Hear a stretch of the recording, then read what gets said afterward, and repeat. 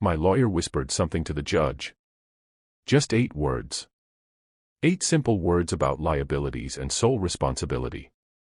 And Vincent's face, that smug, self-satisfied face that had sneered at me across mediation tables for 3 months, went completely white. His hand, the one holding his girlfriend Brittany's manicured fingers, went slack. She had to catch herself against the table. His lawyer's eyes went wide, flipping frantically through documents they thought they'd already won with. And me. For the first time in 3 years, 3 long, patient, agonizing years, I let myself smile. But I'm getting ahead of myself. Let me start from the beginning, because you need to understand how we got here. How a woman everyone thought had lost everything actually played the longest, most meticulous game of her life. My name is Alexis. I'm 34 years old. And until 3 months ago, I was married to Vincent Mercer. 15 years of marriage. That's longer than most people keep their New Year's resolutions. Longer than some celebrities stay sober. And definitely longer than my sanity should have lasted. But I'm a stubborn woman. I get it from my grandmother. The law firm smelled like old paper and expensive cologne. I was 17, wearing a blazer from Goodwill that didn't quite fit, sitting at a metal desk in the filing room of Henderson and Price. My job was simple: alphabetize, file, don't lose anything. Minimum wage. Maximum boredom. But it was mine. I was good at it. Really good. Within 6 months, I'd reorganized their entire system. Color-coded. Cross-referenced. The senior partners actually knew where things were for the first time in a decade. By 18, they promoted me to legal assistant. I started sitting in on client meetings, taking notes, learning how money really worked. How contracts protected people. How the right paperwork at the right time could change everything. That's where I learned that details matter. That the fine print isn't boring, it's where the truth lives. Vincent walked into my life at a client appreciation event when I was 19. He was 24, wearing a suit that was slightly too nice for someone who drove a 1998 Honda. He had this energy, this confidence that made you want to believe him. He talked about real estate like other guys talked about sports. Flipping houses. Building equity. Creating generational wealth. I'm going to change the Des Moines skyline, he said, holding a cheap glass of champagne like it was Dom Perignon. I didn't swoon. But I was intrigued. He asked me out 3 times before I said yes. On our first date, he brought a business plan, actually brought a 3-ring binder to dinner. He wanted to know if the structure looked legal. If I saw any problems. I saw problems. I told him exactly what they were. He looked at me like I'd just solved a puzzle he'd been stuck on for months. You're brilliant, he said. I wasn't. I was just detail-oriented. But I liked that he noticed. We got married 4 months later at the courthouse. My grandmother was the only one who came. She pulled me aside before I signed the marriage license. Keep your own money, Alexis, she whispered. Not secret money. Just yours. Something nobody can take. I promised her I would. Tyler was born 10 months later. I was 20, exhausted, and still working part-time at the firm while Vincent chased his first real estate deal. I'd work my shift, come home, feed the baby, then stay up until midnight helping Vincent draft purchase agreements. For 3 years, we scraped by. Ramen for dinner. Thrift store clothes. Every dollar went into the business. Then Vincent closed his first commercial property deal. $60,000 commission. I watched him hold that check like it was a lottery ticket. His eyes changed that day. He'd tasted success, and he wanted more. Quit the firm, he said. I need you full-time. I need someone I can trust with the books, the clients, everything. We're building an empire, Alexis. Together. I believed him. So I quit. I walked away from my salary, my benefits, my 401k contributions. I became Vincent Mercer's unpaid operations manager, bookkeeper, client services department, and marketing team. For 11 years, I built his dream. And for 11 years, I disappeared into it. It started on a Tuesday night, 3 years before Vincent asked for the divorce. He was working late again, or so he said.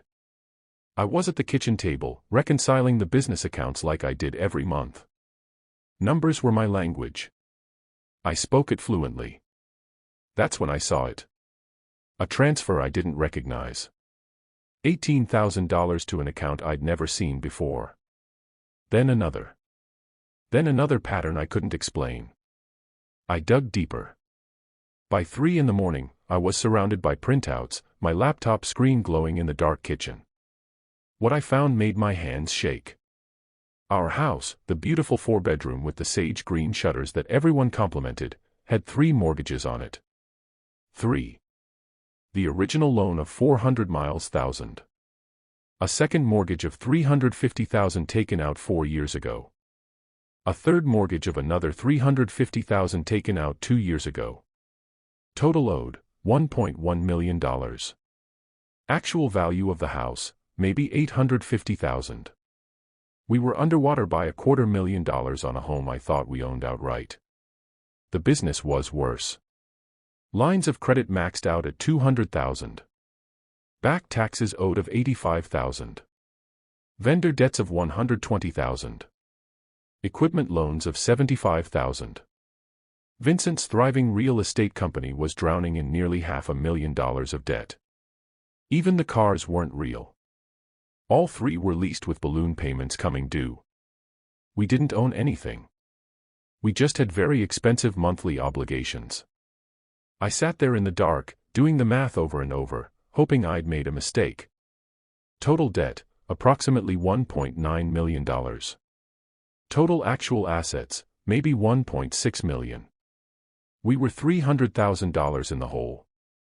Maybe more. But where had the money gone? Over the next 2 weeks, I traced every transaction I could find. The picture that emerged was devastating. Cryptocurrency investments, $180,000. All lost. Gambling, $75,000.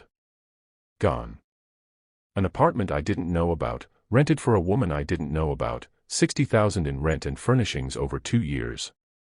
Lifestyle expenses that never made it home, watches, suits, trips I was never invited on, another $85,000. My husband wasn't building an empire. He was building a house of cards. With borrowed cards. That were also on fire. We looked rich the same way a mannequin looks alive. Convincing from a distance. Completely hollow up close. My first instinct was to scream. To confront him. To demand answers. But I knew Vincent. I'd watched him operate for over a decade. If I confronted him, he'd manipulate the narrative. Make me feel crazy for questioning him.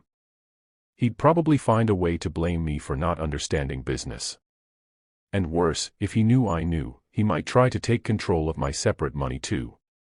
See, I'd always kept something of my own. My grandmother's voice in my head, a woman should have her own money. My IRA for my law firm years had grown to about $180,000. That was mine. Earned from my job. Separate property under the law. And then there was Grandma herself. She'd passed away when I was 28. She left me $340,000. Her will was specific, this money is for Alexis alone. I'd kept it in a separate account for 6 years. Never commingling it with Vincent's finances. Never using it for household expenses.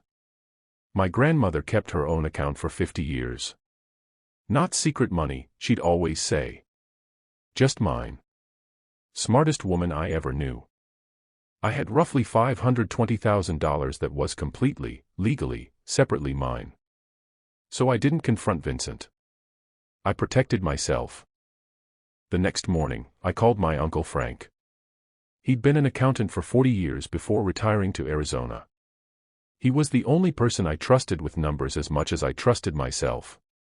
I need to create a trust, I told him. For Tyler. Irrevocable. Untouchable. There was a long pause on the other end of the line. "What did you find, Alexis?" "Everything." Within 2 weeks, it was done. My IRA. My inheritance. All of it went into an irrevocable trust for Tyler's future. College. A first home. Emergencies. My name wasn't on it as a beneficiary. Vincent's name certainly wasn't. It was for Tyler. And it was bulletproof. Then I started documenting everything. Every mortgage document. Every hidden account. Every suspicious transaction. I printed copies and kept them at my sister Sarah's house. I put copies in a safe deposit box at a bank across town. I saved everything on an encrypted drive that I kept in a storage unit Vincent didn't know existed. Then I waited. I knew Vincent would leave eventually. Men like him always do. They get bored. They find someone younger. They decide they deserve more. I just had to be ready when it happened. 3 years of waiting. 3 years of watching him dig the hole deeper. 3 years of smiling at dinner parties while knowing our entire life was built on quicksand. I got very good at patience. And very good at pretending. I became the perfect wife. Attentive. Supportive. Never questioning. I laughed at his jokes at client events. I nodded when he explained business decisions I already understood better than he did. I played small so he could feel big. Every month, I updated my files. New credit card statements showing purchases I never saw. New loan documents he forgot to hide. New bank transfers to accounts that had nothing to do with our family. I watched the debt grow from $1.9 million to $2.1 million. And I documented every single dollar. My sister thought I was losing my mind. "Just leave him," Sarah said. "You have your own money. Take Tyler and go." But I couldn't. Not yet. Because if I left, Vincent would keep the business. He'd keep the reputation. He'd keep the illusion of success. He'd find another woman to do the work I'd done, and he'd do the same thing to her. And Tyler would watch his father get away with it.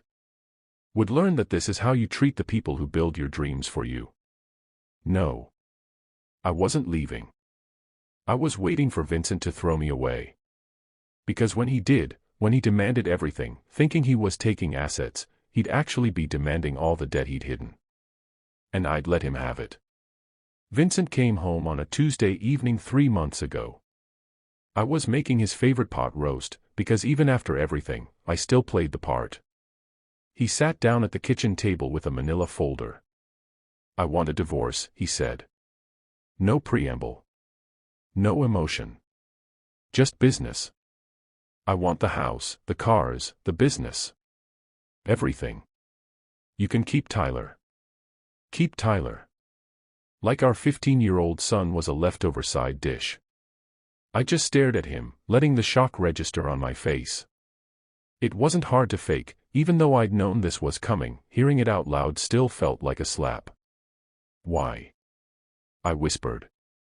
"I've outgrown this," he said, gesturing vaguely at me, at our kitchen, at our life. "I need someone who understands ambition. Who wants more." 2 days later, he brought her home. Brittany Sawyer. 27 years old. Blonde highlights that cost more than our monthly grocery budget. She worked in his office as a client experience coordinator, which apparently meant she coordinated experiences with my husband. She walked into my kitchen wearing yoga pants and an oversized sweater, carrying a green smoothie. "Oh my God, this place has such good bones," she said, looking around like she was touring a fixer-upper. "But we're definitely going to need to update. The vibe is very 2015. She said we. Vincent had moved me into the guest room the day before. Toy closet, the walk-in I'd organized with matching hangers and labeled bins, was now Brittany's. She redecorated within a week. My sage green throw pillows, the ones I'd spent 2 months finding the perfect shade of, were replaced with blush pink. My family photos came down. In their place, she hung abstract art she'd bought at HomeGoods. She wore my apron.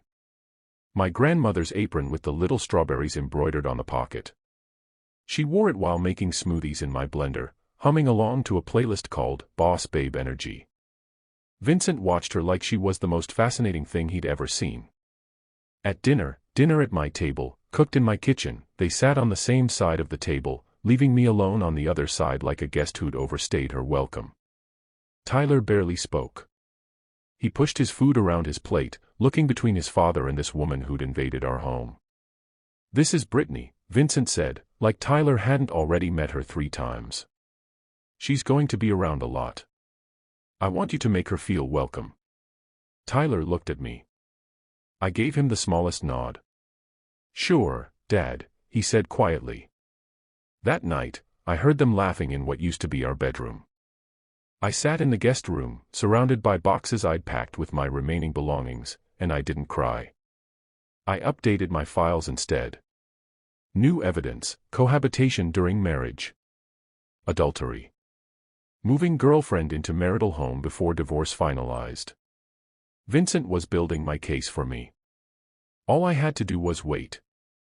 I called Diane the day after Vincent brought Brittany home.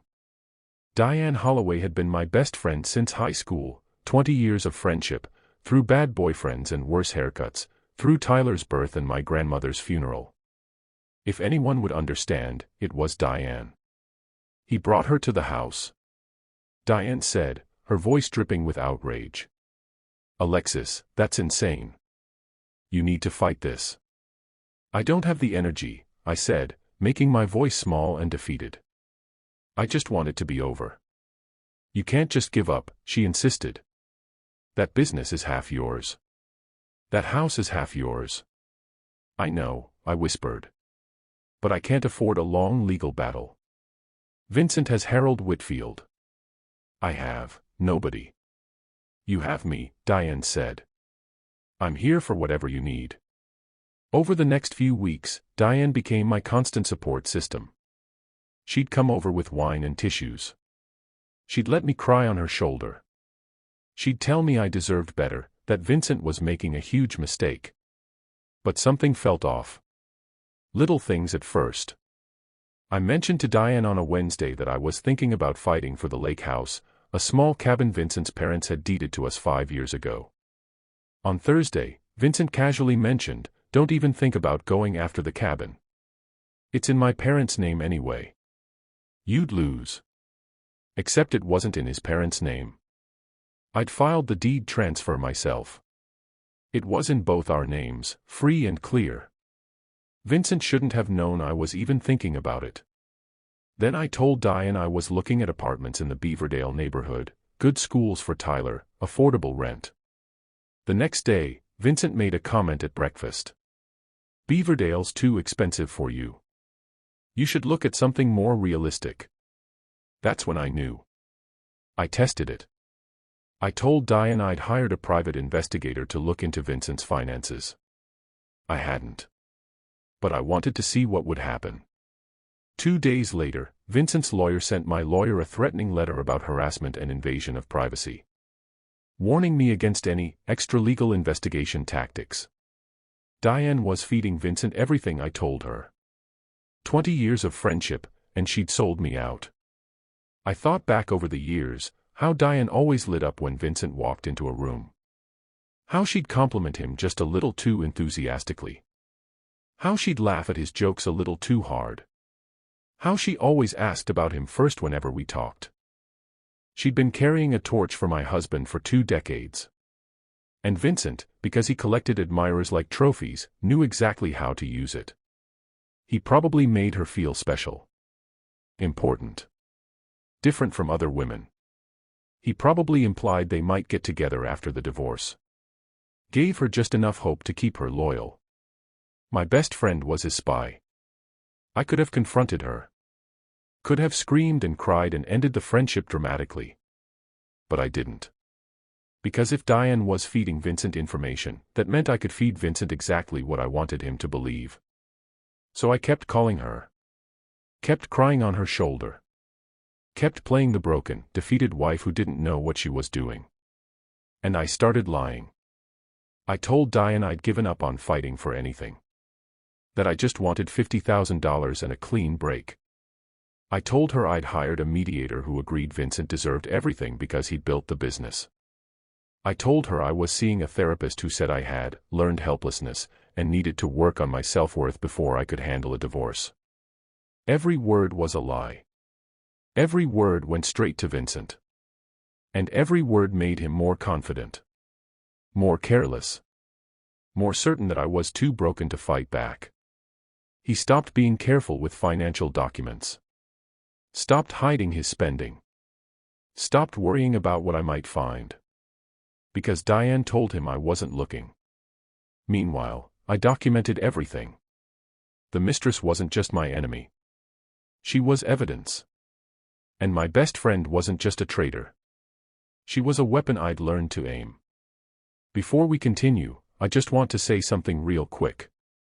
If you're still watching, thank you. Seriously. I see the view count, and I know a lot of you click away by now. But you're still here. That tells me you get it, you understand that some stories take time to unfold. If this story is resonating with you, if you've ever felt underestimated or discarded, do me a favor and hit that subscribe button. Not for me, for the community we're building here. Because your comment might be the one that helps someone else realize they're not alone. And let me know in the comments where you're watching from. I read every single one. The mediation room was smaller than I expected. Beige walls. A fake plant in the corner that had a layer of dust on its leaves. Harold Whitfield sat across from me with Vincent, both of them looking relaxed. Confident. Like this was already over. My lawyer, Nina Castellano, sat beside me. She'd tried one last time that morning to get me to reconsider. You're asking for almost nothing, she'd said in the parking lot. $50,000 after 15 years of marriage? After building his entire business? Alexis, this is insane.